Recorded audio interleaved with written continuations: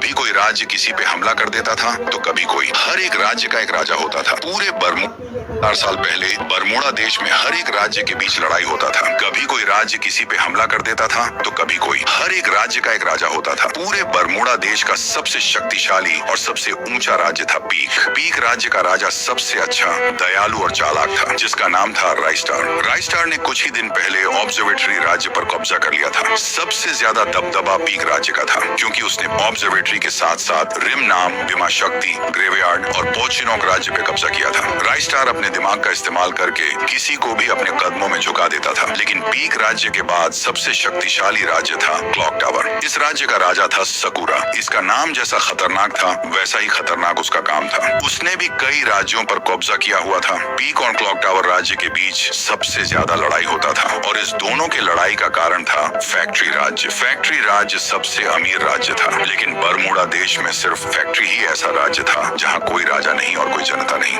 बस वहाँ महंगे महंगे मशीन्स थे जिसका उपयोग बहुत होता था। फैक्ट्री पर कब्जा करने के लिए ही सब राज्य एक दूसरे से लड़ते थे, लेकिन पीक राज्य ने सबको धूल चटा दिया था। सिर्फ क्लॉक टावर राज्य पीक से नहीं डरता था। एक दिन राइस्टार ने अपने राज्य के बीच बैठक लगवाया और सबको बोला, बस बहुत हुआ भाइयों, अब मैं आखिरी फैसला ले रहा हूँ, क्योंकि हमारे राज्य में और क्लॉक टावर राज्य में बहुत सालों से फैक्ट्री राज्य के लिए लड़ाई होती आ रही है। अब हमको फैक्ट्री पर आज ही कब्जा करना होगा। सभी गांव वाले राइस्टार के फैसले के लिए जान भी हाजिर रखते थे। सब लोग उनके फैसले से खुश थे, लेकिन राइस्टार का सेनापति बोला, महाराज आपका ये फैसला बहुत अच्छा है, लेकिन इस जंग में हमारे बहुत से सैनिक मारे जाएंगे। राइस्टार ने बोला, मैं ऐसा नहीं हूँ सेनापति, मैं किसी राज्य पे कब्जा करने के लालच में अपने राज्य के लोगों को मरता हुआ नहीं देख सकता। हम लोग रात को हमला करेंगे जब वहाँ कोई नहीं रहेगा। सब लोग महाराज राइस्टार का आज्ञा माने। उसी रात बरमूडा देश में एक और जंग होने जा रही थी। पीक राज्य के सैनिक ने रात में 3 बजे फैक्ट्री पर घुसकर अपना झंडा लहरा दिया।